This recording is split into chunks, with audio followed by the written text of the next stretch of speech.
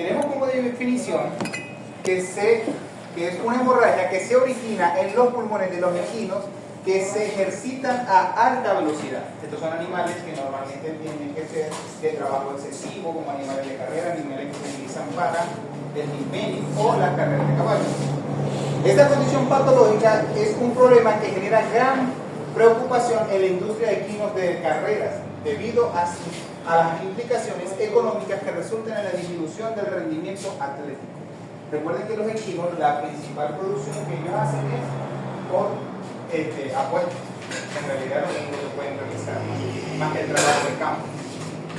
La necesidad de medicación precarrera y la limitación de los equinos para correr. Un animal que no pueda correr es un animal que implica gastos y pérdidas económicas para el dueño del paciente. Por supuesto, las pérdidas. ¿Cuál es la epidemiología? Es una enfermedad de distribución mundial. La raza específica son los animales cuarto de milla.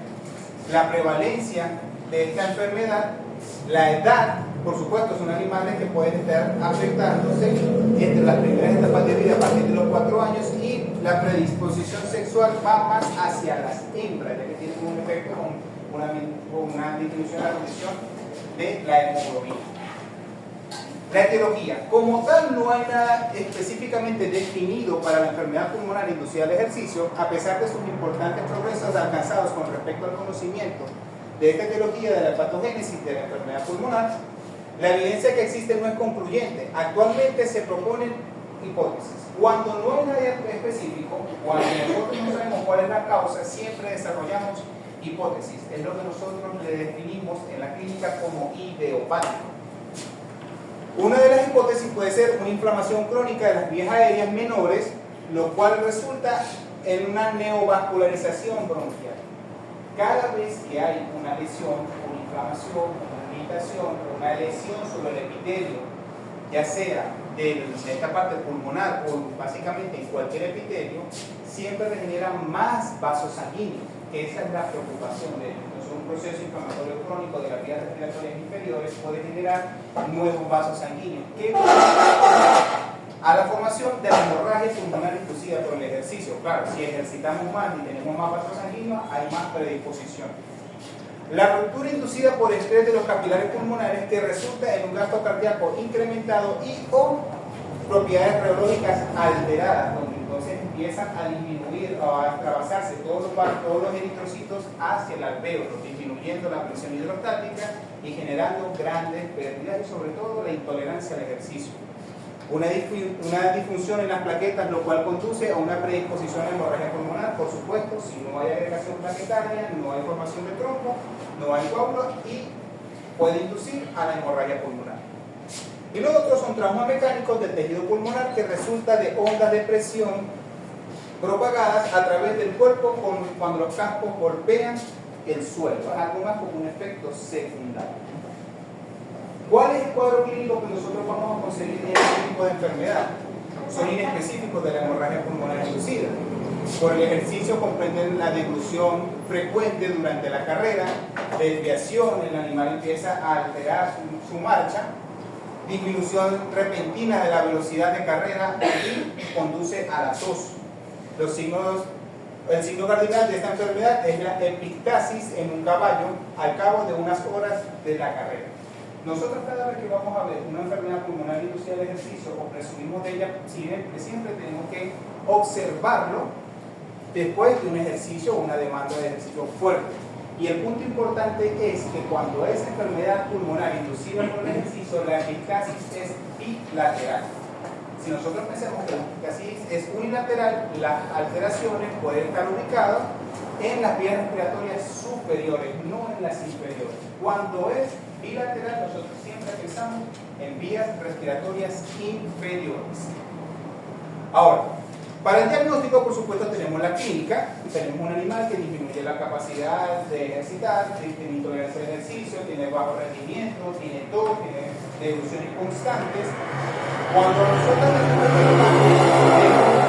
sintomatología, que es la epictasis bilateral, y hacemos, por supuesto, lo que normalmente se hace en equinos, que es la endoscopia.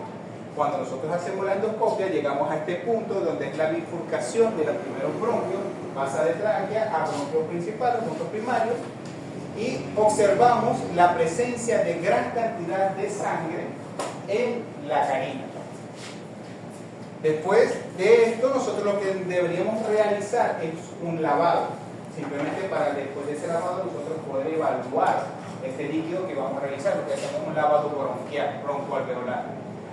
Y lo que vamos a conseguir primero es gran cantidad de eritrocitos en el líquido, y no menos importante, algo que confirma el caso, es la presencia de neutrófilos en un proceso, como si fuese un proceso inflamatorio. También vamos a observar mononucleares, pero es la presencia de estas estructuras que estamos observando aquí, que estos son los hemosiderófagos, que no es nada más que este eritrocito que ha sido degradado, la hemoglobina ha sido oxidada, y se observa un trillado negro oscuro en citoplasma de los polimorfos nucleares. Ahora, para la enfermedad pulmonar inducida por ejercicio, teniendo las hipótesis que nosotros describimos al principio, nosotros tenemos que tratar de acuerdo a la sintomatología. Aquí no hay una etiología específica que pueda ser controlada. Cuando pasa eso, nosotros lo único que hacemos es controlar los síntomas. Y lo que se usa en este caso es la furosemida y la pentoxifilina. El diurético, como la furosemida, ha sido administrado antes de la carrera casi por 30 años para prevenir o limitar la enfermedad pulmonar inducida por el ejercicio, pero esto tiene una predisposición común, un objetivo específico, que no es nada más que aumentar la osmolaridad del capilar. Si aumentamos la osmolaridad del capilar, los vasos sanguíneos, por supuesto, van a pasar una fase de vasoconstricción, y el líquido que está en los tejidos se va a ir hacia los vasos sanguíneos, disminuyendo el riesgo de producir enfermedad pulmonar inducida por ejercicio. Las autoridades olímpicas usualmente regulan la dosis y el tiempo de administración precarrera de la furosemida. Las dosis permitidas van desde 250 a 500 miligramos administrados 1 o 4 horas antes de la carrera. Esto siempre es controlado, simplemente para evitar el doping. Se ha propuesto que existe una relación entre la fisiopatología de esta enfermedad y la hiperviscosidad de la sangre. Por tal motivo, se piensa que la pentoxifilina, que es un inhibidor de la fosfodiesterasa, que es uno de los metabolitos de los eritrocitos, que incrementa la deformidad de los glóbulos rojos y disminuye la viscosidad de la sangre. ¿Qué es lo que busca esto? Simplemente aumentar la flexibilidad del eritrocito para que en el momento que esté pasando por los vasos o los capilares sanguíneos tengan mayor paso, mayor flexibilidad, y aumentar esa viscosidad, evitando la extravasación, tiene un potencial para reducir la severidad de la hemorragia pulmonar. Básicamente esto es lo que es la enfermedad pulmonar inducida por el ejercicio, simplemente es un control de acuerdo a la sintomatología, donde aumentamos la osmolaridad de la sangre mediante la furosemida y aumentamos las propiedades reológicas por parte del eritrocito mediante la pentoxifilina. Ahora, ya este sería básicamente el último tema de lo que serían las enfermedades del sistema respiratorio inferior. Entre estas vamos a conocer una que es muy común, que es el neumotórax. En equino se conoce que es más, se predispone más en la formación o por la formación de traumatismos que generan una disminución, un aumento de la presión intratorácica por la presión atmosférica. Al hacer eso, colapsa el pulmón y evita su expansión. Y ahí, a partir de ese punto, nosotros tenemos la importancia clínica. Primero, por supuesto, definimos neumotórax como la acumulación de aire en el espacio pleural. La entrada de aire en la cavidad pleural y la cantidad suficiente causa el colapso de los pulmones y la dificultad respiratoria. Por eso, desde un principio, cuando yo les estaba mencionando que se tiene que realizar una toracocentesis o una pericardiocentesis, siempre se debe utilizar una válvula de 3 vías, exactamente para prevenir la formación de un neumotórax, que es lo que estamos observando en esta zona. Si no se tiene esta válvula de 3 vías, nosotros podemos corregir la acumulación de líquido, pero predisponemos a la formación o a la acumulación de aire en este espacio pleural. Ahora, el aire puede entrar al espacio pleural por punción o ruptura de la pleura visceral, que es una de las causas más comunes. Hay un traumatismo a nivel de los alvéolos y en el momento de la inspiración el aire escapa desde el espacio alveolar y se empieza a acumular en el espacio pleural. Una fractura traumática de la costilla que perfora un pulmón afectado es una de las causas más comunes. Traumatismos, la ruptura espontánea pulmonar por tos o ejercicio debido a una debilidad primaria del parénquima, generalmente por bulas enfisematosas asociadas con enfisema pulmonar o neumonía. Entonces lo podemos catalogar o clasificar como una de las complicaciones que puede generar la neumonía. Empieza simplemente un proceso inflamatorio, que recuerden que cuando hay un proceso inflamatorio y se hace crónico, el tejido epitelial se transforma por el tejido fibroso. Ese tejido fibroso, cuando pierde elasticidad, pierde esas propiedades, entonces cuando hay una demanda excesiva puede producir una ruptura y generar a largo plazo un hemotórax o un neumotórax. Puede ser también por lesiones en la pleura parietal, bien por traumatismos y perforaciones de la pared torácica o por la causa iatrogénica, por ejemplo, un drenaje torácico a consecuencia de una toracocentesis, por entrada de aire desde el mediastino o por ruptura diafragmática.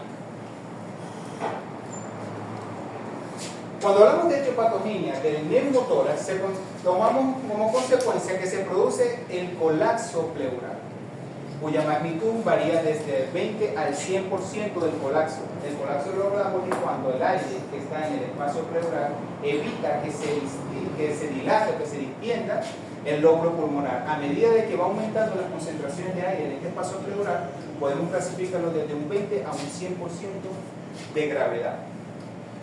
Todo varía, por supuesto, la cantidad de aire en esta cavidad. Las cantidades pequeñas se absorben muy rápidamente, pero las grandes cantidades pueden causar una anoxia mortal por disminución de la distensión del lóbulo pulmonar. El neumotórax simple se produce cuando la entrada de aire en la cavidad pleural es ligera o normalmente se resuelve de forma espontánea. Pero el neumotórax de tensión es el resultado de la entrada de aire continua a la cavidad pleural, hasta un punto en el que la presión intrapleural supera la presión atmosférica y hasta que el tórax queda fijo en tensión máxima. Entonces la acumulación del aire siempre va a hacer que la cavidad torácica se mantenga siempre en extensión. Y aquí tenemos unas causas de las cuales podemos observar nosotros la producción o la formación de un neumotórax.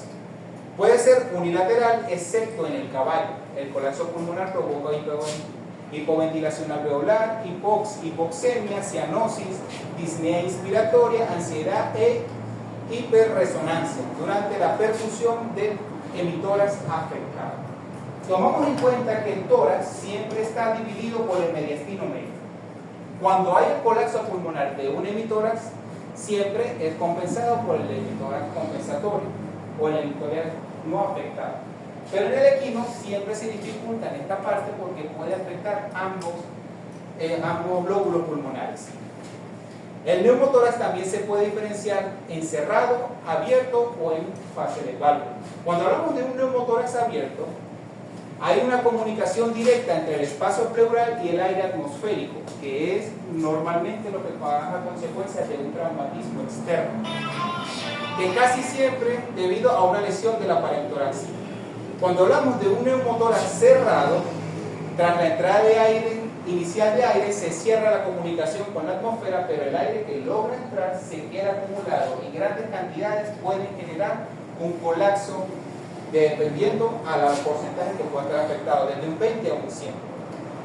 Y después tenemos el valvular, que se genera cuando se produce la rotura del parénquima pulmonar adyacente a la vía respiratoria y se genera una entrada de aire en cada inspiración, actuando como una especie de válvula. Entonces cada vez que hay una inspiración, entra el aire y cuando va a hacer la inspiración, cierra. Eso hace que funciona como una válvula check que genera una acumulación de aire intratorácico, lo que va, o una de las causas, la causa más importante de la generación de un neumotórax.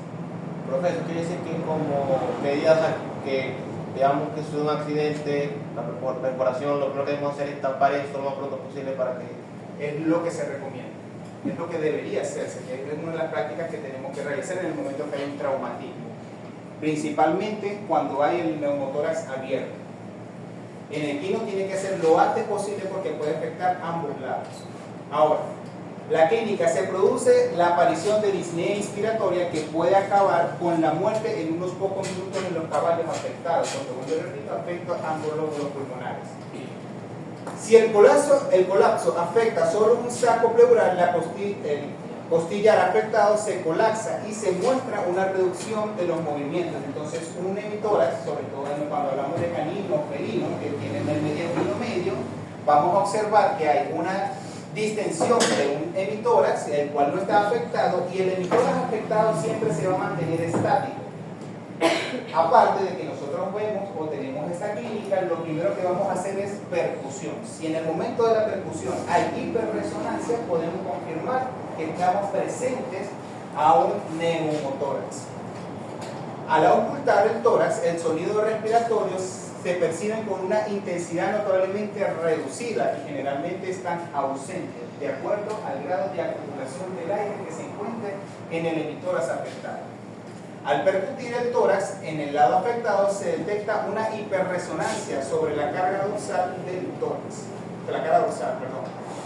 Y el neumotórax simple, la entrada de aire en la cavidad pleural cesa normalmente en un poco tiempo y el aire es absorbido. El problema de cuando hay una causa traumática siempre es la comunicación en la entrada de bacterias a este espacio pleural. Recuerden que todos estos espacios son asépticos y cualquier entrada de cualquier microorganismo puede generar a consecuencia una pleuritis. Entonces, vamos a apagar un momentico la luz. Vamos a comenzar con las radiografías. Al de abajo. En este caso, cuando nosotros tenemos la clínica del paciente que presenta disnea, puede que sea un hemitórax distendido o estático y podemos presentar o evidenciar la presencia de un traumatismo previo. Todo eso nos hace pensar que estamos presentes a un neumotórax. Pasamos la ocultación, lo que hacemos es, o percibimos una disminución en los ruidos en el paso del aire, y cuando hacemos percusión hay hiperresonancia. El siguiente paso es realizar una radiografía para confirmar el caso. Y tenemos estos dos casos. Primero, ¿qué especie es? Canino. ¿Canino o felino? Canino. Bueno, estos son dos caninos en este caso. Ahora, nosotros observamos esto. Recuerden que yo siempre les mencioné que cuando nosotros estamos viendo una radiografía, el aire es radiolúcido, no tiene la percepción de las ondas iónicas de los rayos X, por ende él es capaz de atravesar. Todo lo que tiene la capacidad de atravesar se vuelve negro, por eso lo llamamos radiolúcido. Ahora, tenemos esta estructura aquí, que es el corazón, tenemos esta estructura aquí, ¿qué sería? Anatómicamente, ¿qué sería eso? El pericardio. Muy bien. Ahora, la separación entre el corazón y el piso de la cavidad torácica o el esternón es uno de los signos que puede identificar la presencia de un neumotórax. Entonces tenemos desplazamiento dorsal del corazón, a consecuencia un desplazamiento dorsal de la tráquea, tenemos disminución o aumento de la radiolucidez de la cavidad intratorácica y tenemos esta estructura que estamos observando acá. ¿Qué creen ustedes que es esa estructura? Anatómicamente hablando, esta estructura que se ve aquí más radioopaca. Y siempre recuerden que todo se basa en la lógica. En este caso, es un lóbulo pulmonar, sí, pero si tenemos la ubicación anatómica, es el lóbulo diafragmático colapsado. Si tomamos en cuenta que la cavidad torácica empieza a acumularse, la aire, disminuye la distensión de este lóbulo pulmonar, llega un punto donde la presión atmosférica o la presión de aire se acumula tanto en la cavidad torácica que la deja estática. Y como la deja estática, ese aire comprime el lóbulo pulmonar, lo cual lo vamos a observar más radiopaco. Entonces, como consecuencia, vamos a conseguir esta estructura, un aumento de la radiopacidad en la cavidad torácica, específicamente el lóbulo pulmonar colapsado. ¿Qué es esto que estamos observando acá? Y esto que estamos observando acá, ¿qué sería? Que se ve más radiolúcido, que es lineal. ¿La tráquea está acá? No, el esófago. La tráquea llega hasta acá. Aquí está la caída. Pero esto que continúa aquí es el esófago, por ubicación anatómica. Ahora, tenemos esta radiografía nuevamente.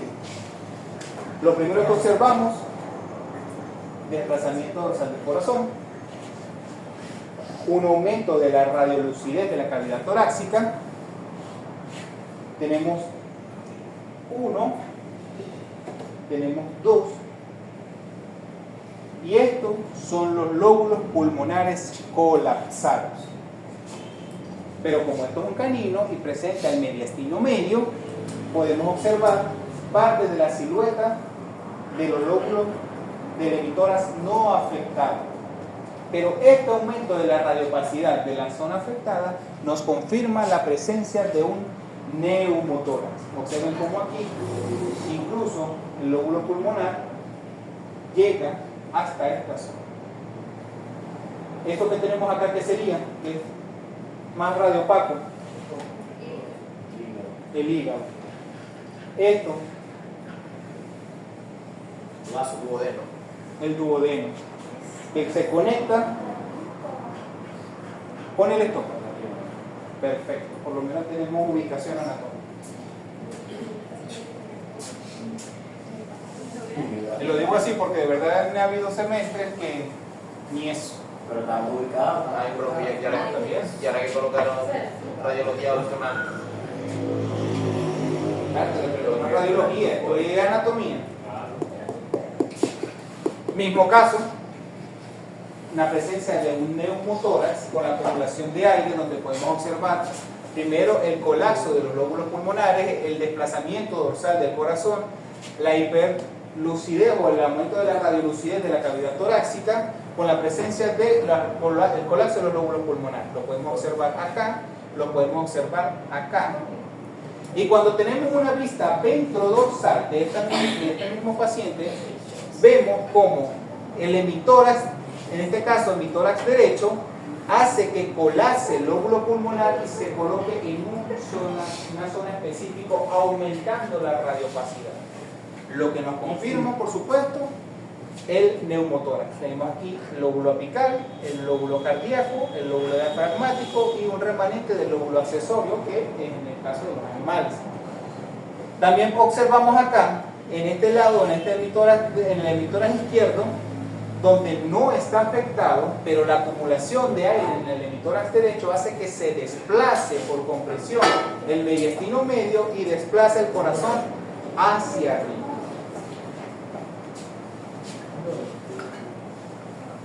Tenemos este otro caso, donde podemos observar la presencia de un aumento de la radiolucidez de la cavidad torácica, un desplazamiento dorsal del corazón, un colapso de los lóbulos pulmonares.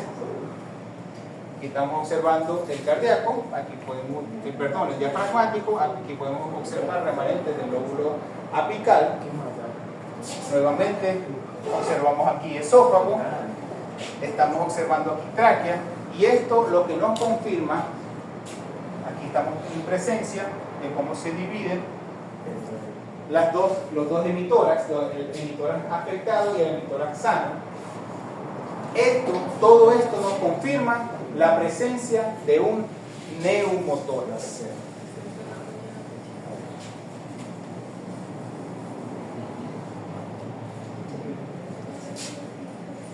Ahora, tenemos esta radiografía.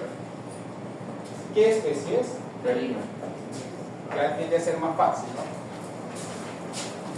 especie felina tenemos primero de fase inicial, una disminución del ángulo y se extiende, aparte de la curvatura de las vértebras cervicales y torácicas, y todos los confirmos nos apuntan que es un paciente felino. También tenemos una aleta de tiburón. Tenemos el neumotórax, tenemos el desplazamiento dorsal del corazón, tenemos el aumento de la radiolucidez de la cavidad torácica, tenemos el colapso de los lóbulos pulmonares, pero hay más estructuras que podemos observar acá. Primero, esto es un paciente felino, para que lo tengan en cuenta, el cual fue sometido a una cirugía electiva. Vamos a llamar que es un paciente sano, que vino, si es macho fue para una castración, si es hembra vino para una ovaristerectomía, una cirugía eléctrica. Ustedes como médicos, y en este caso ayudantes o cirujanos o como quieran actuar en este procedimiento quirúrgico, tienen que tomar la decisión de colocar el tubo, un tubo endotraqueal. Resulta que hay unos tubos que vienen con balones específicamente para evitar que en el momento que el animal se vaya a despertar, cosa y vaya saliendo, se salga el tubo. Pero resulta que utilizaron para este gato, un gato pequeño, un tubo 4, 3.5, 3, todo depende de la salud del tamaño. Ahora resulta que cuando introducen el tubo endotraqueal, primero cuando lo pasan, hace roce básicamente con toda la tráquea. ¿Cuál es la principal coordinación cuando ustedes intuban mal o hacen una intubación forzosa en la tráquea? ¿Cuál es el primer síntoma que produce?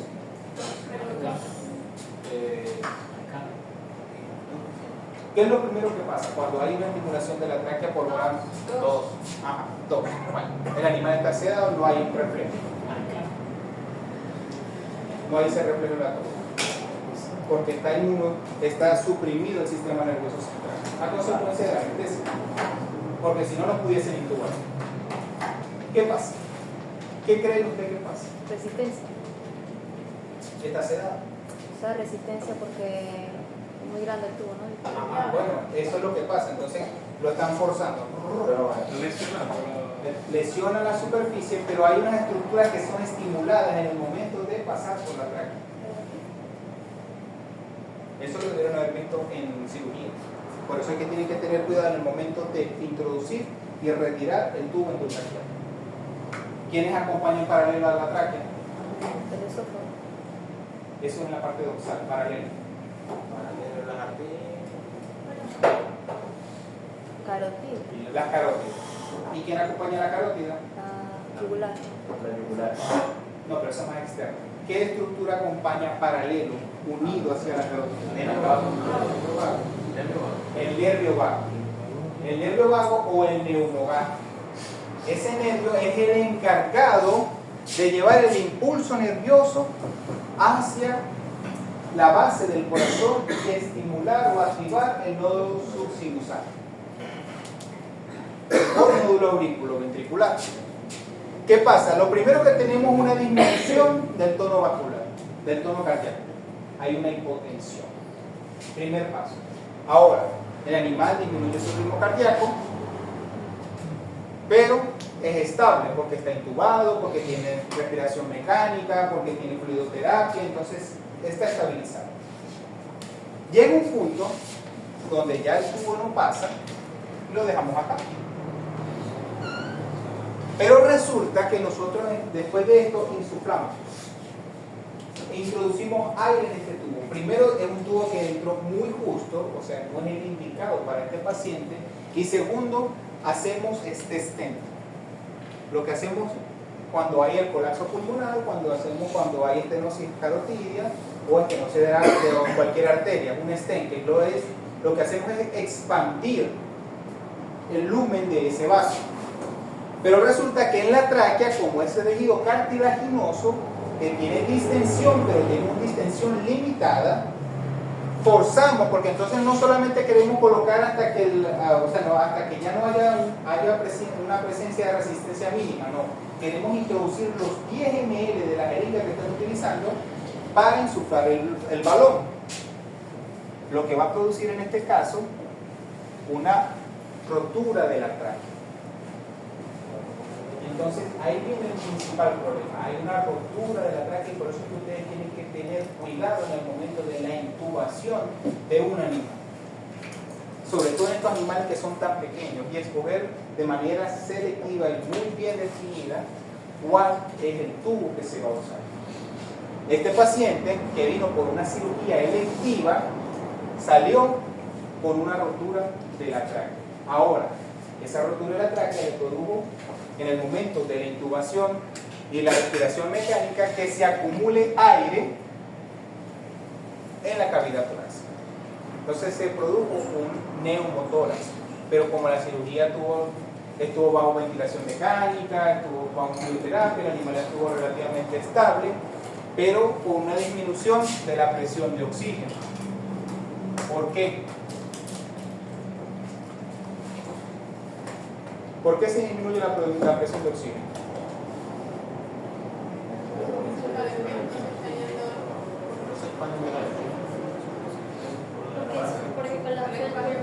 Porque hay colapso pulmonar. Entonces hay disminución de la hematosis. Entonces un animal que puede llegar a una presión de oxígeno a 80, 85, ahí empiezan las alteraciones, porque también aparte de que hay una disminución de la presión de oxígeno, hay activación del sistema vasopresor y hay aumento del gasto cardíaco y aumento de la frecuencia cardíaca. Esto como principal consecuencia para este caso. Ya vimos todas las morfologías que podemos observar o todas las hallazgos que podemos presenciar en esta radiografía, pero resulta que a medida que fue pasando el tiempo, este animal se fue acumulando cada vez más aire. ¿Y qué hizo como consecuencia? Que produciera un enfisema. Ahora el aire no solamente está en el espacio pleural, sino que se extiende hasta el espacio subcutáneo y logramos observar esta estructura que están observando acá es aire acumulado en el espacio subcutáneo, en la piel que estamos observando acá, y tenemos esta estructura que puede ser el microchip. Fácil. Ahora, no solamente en esta superficie, sino que a medida de que se fue agravando el caso, empieza la acumulación de aire, incluso llegando hasta la zona lumbar. Entonces, todas estas complicaciones que pueden llevar una mala intubación del animal. No solamente acá, aquí tenemos una presencia del hígado, que este es el lóbulo pulmonar que estamos observando. Aquí debería estar ubicado el estómago. Y también hay aire en la cavidad abdominal. ¿Qué va a producir en este caso? ¿Cómo se llama la acumulación de aire en la cavidad peritoneal? Enfisema. ¿Cómo? No, motor. No. Abdominal. Un neumoperitoneal. Todo esto es a consecuencia de una mala intubación. Por eso ustedes tienen que tener mucho cuidado. Estas son las complicaciones que pueden pasar simplemente después de una cirugía electiva. Tienen que tener mucho cuidado, muchachos.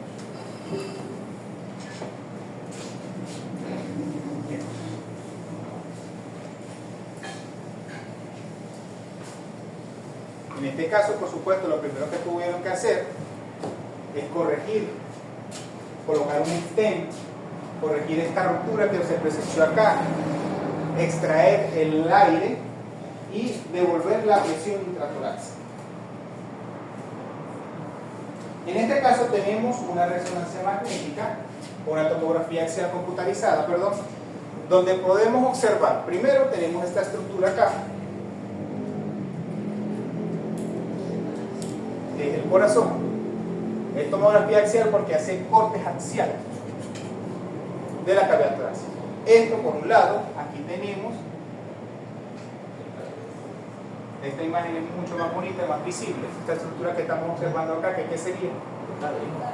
pericardio. Entonces tenemos también un neumopericardio, algo que al final no logramos observar en la primera radiografía, en la radiografía. No es tan bien visible. En este caso, sí. La acumulación, por supuesto, del aire en el espacio pleural, el colapso de los lóbulos pulmonares, el llenado en el mediastino, se puede observar lo que sería la aorta, la cava, y podemos observar otras estructuras, incluso que están siendo desplazadas por este espacio que se ve acá, que está siendo comprimido, que sería el esófago. Todo esto se puede observar. Aparte, donde podemos observar estas estructuras que estamos acá, que es el enfisema subcutáneo.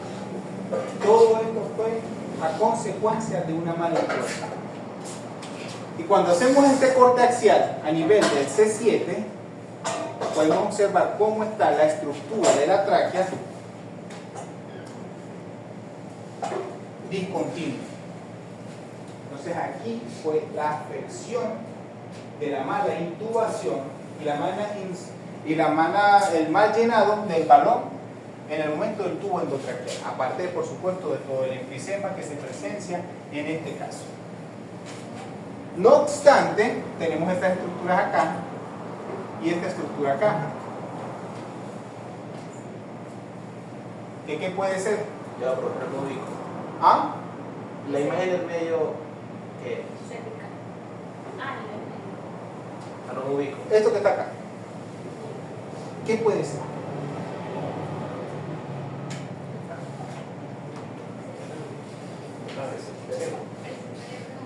Empecemos aquí. Este es cráneo. ¿Ven? Este es el cráneo, aquí sería cerebro.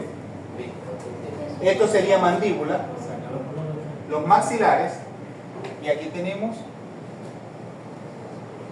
el enfisema subcutáneo. Entonces ya el enfisema, a consecuencia de esa ruptura de la tráquea, hizo que se acumulara no solamente aire en cavidad torácica, cavidad pleural, en el enfisema subcutáneo a nivel de las vértebras torácicas, de las costillas, sino que se extendió hasta cervical e incluso afectando cráneo y cavidad abdominal.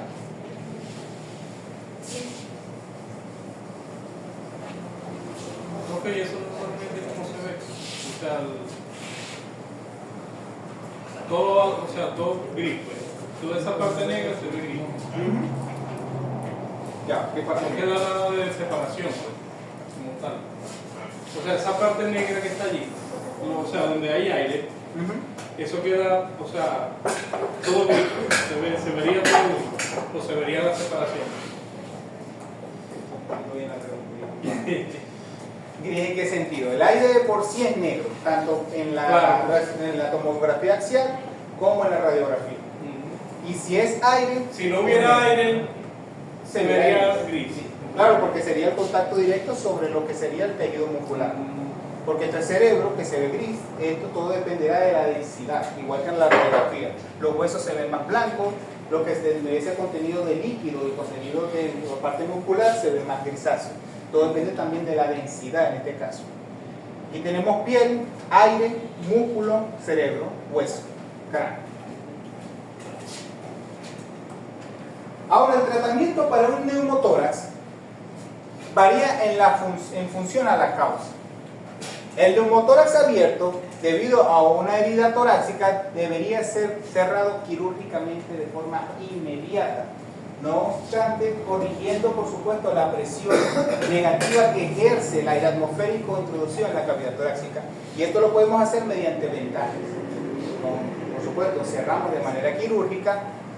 Y en casos de neumotórax cerrado, muchas veces solo es necesario realizar una observación del paciente, dependiendo de la cantidad de aire que esté en la cavidad torácica. En el neumotórax de tensión es necesario realizar una toracocentesis, a veces una punción única, pero en la mayoría de los casos se debería dejar un drenaje de 3 a 4 días. ¿Qué es esto lo que estamos usando acá? Un drenaje. ¿Por qué? Porque este drenaje, en el momento que se está acumulando el aire a nivel de la cavidad torácica, tiene que ir siendo eliminado de forma continua, eliminando cada remanente de aire que puede quedar acá. Y esto lo hace mediante la misma, la misma inspiración. A medida que va respirando el animal, esa presión que ejercen los lóbulos pulmonares de forma continua va a estar eliminando este aire acumulado. Profe, en el motor cerrado, ¿cómo se eliminaría? Porque dice solamente observar. Claro, porque cuando es el neumotórax cerrado simplemente es la entrada única de una cantidad de aire y se deja. Y todo dependerá de la cantidad de aire que se introdujo en el momento del traumatismo. Si es una pequeña cantidad, recuerden que les dije que eso se absorba fácilmente. Simplemente tenemos que dejarlo bajo observación. Si empieza a acumularse o empieza a observarse signos clínicos de disnea y de tensión a nivel de la cavidad torácica, es cuando nosotros vemos si es un neumotórax a consecuencia de una acumulación de aire por una ruptura del lóbulo pulmonar.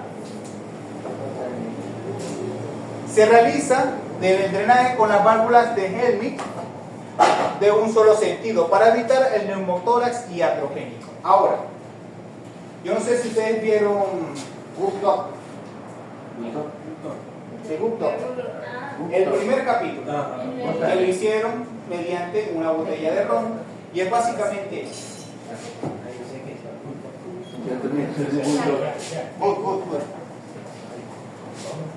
Tenemos una botella donde por supuesto introducimos un tubo y lo llenamos de agua. El agua en este caso va a formar, va a ser una especie de válvula que va a hacer que en el momento de la presión pase el aire cada vez que hay una inspiración y se vaya excretando y se libere a esta superficie. Con otro tubo que va a hacer que se elimine para evitar la presión. Es básicamente una válvula de una sola vez. Con esto, a medida de que el animal va inspirando, que es lo mismo que están observando acá, esta estructura tiene esta misma función, evitando que se vaya acumulando o que haya un neumotórax iatrogénico. Como un sello hidráulico. Exactamente, un sello hidráulico. También se puede efectuar la descompresión de urgencia en la cavidad pleural mediante una aguja introducida en la misma, conectada a un sistema tubular sumergido en la botella con solución salina o agua, que en este caso, como no necesariamente tiene que ser estéril, porque para eso siempre va a estar en la parte externa, lo cual produce un drenaje con un sello de agua. Los animales deben permanecer en un ambiente tranquilo sin realizar ejercicio y se recomienda un tratamiento profiláctico para evitar el desarrollo de pleuritis. Básicamente esto es lo que sería un neumotórax.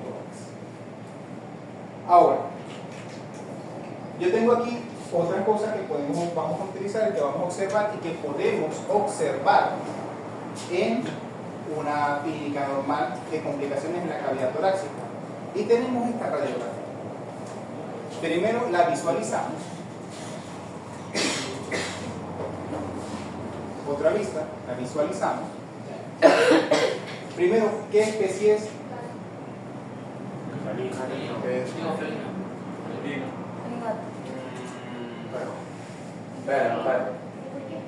Es un canino. Es una cavidad torácica cónica. Y tenemos esta vena.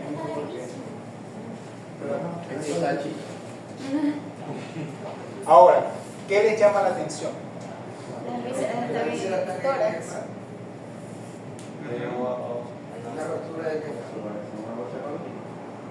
En este caso tenemos la presencia de una hernia diafragmática. Esto que estamos observando acá es el diafragma. Esto que se está observando acá, ¿qué es? Lo que puede ser ¿O estómago o hígado? El corazón. el corazón. El corazón está siendo desplazado hacia la derecha, produciendo una dextrocardia, a consecuencia de que esta continuidad. Aquí sí tenemos el estómago, tenemos vísceras, y todo esto es la acumulación de estas vísceras en la cavidad intratorácica. Profe, lo que está arriba del corazón, ¿qué? Estos son los mismos pulmones que están siendo colapsados, empiezan a ser desplazados, disminuye la presión porque no puede llegar hasta allá. Y sabemos que son las vísceras porque también tienen aire dentro de su lumen. Profe, ¿cuánto tiempo puede mantener un perro en esa condición vivo? Dependiendo de cuál sea el grado de colapso. Y no en ese colapso, en ese grado. Bueno, si lo mantiene intubado con oxígeno puro puede durar lo que sea, siempre y cuando se mantenga compensado. Ahora, lo primero que hay que hacer es corregir esta hernia diafragmática. Esto es una cirugía de pinza. Tiene que hacerlo lo antes posible para extraer todo esto y corregir la hernia diafragmática. El punto está que como nosotros vamos a corregir, en este caso, lo que sea, lo que quiera hacer cirujano, es que en el momento en que nosotros estamos entrando en cavidad abdominal, para acá va a entrar aire. Y tiene que tener mucho cuidado con esto. Primero el animal tiene que estar intubado sí o sí. Y después de esta intubación, esa ventilación mecánica, en el momento de la extracción de los órganos que están en la cavidad, en esta cavidad, tienen que forzar la inspiración de estos lóbulos pulmonares para que con la presión pueda ejercer y eliminar la cantidad tanto de líquido como de aire que se pueda acumular de forma iatrogénica, porque por supuesto ustedes están entrando de vía abdominal o por la paratomía. Una vez que corregimos esto, nosotros dejamos una incisión mínima y nuevamente forzamos la inspiración de estos lóbulos pulmonares para que pueda extraer la mayor cantidad de aire de esta cavidad. Y así podemos corregir esta hernia diafragmática. Perfecto. ¿Cómo se fuerza la inspiración? ¿Ah? ¿Cómo se fuerza la inspiración? En el momento que está conectado el animal a la máquina, ellos tienen un balón afuera, entonces uno hace presión máxima para que esto pueda, por presión, forzar al aire a salir. Aquí podemos observar una vista lateral, por eso vuelvo y repito, siempre es necesario unas dos vistas. Tenemos esta estructura aquí, todo este contenido de gas, y esto es la razón por la cual el animal sigue vivo. Esta estructura que está acá, que es el hemitórax no afectado. Por eso es que este animal sigue vivo. Pero todo esto que estamos observando acá, aquí tenemos un remanente aquí sería, esto sería el estómago, que todavía no ha pasado por allá. Lo que pasó fue todas las vísceras, lo que sería el yeyuno, ilion, todo eso está acá.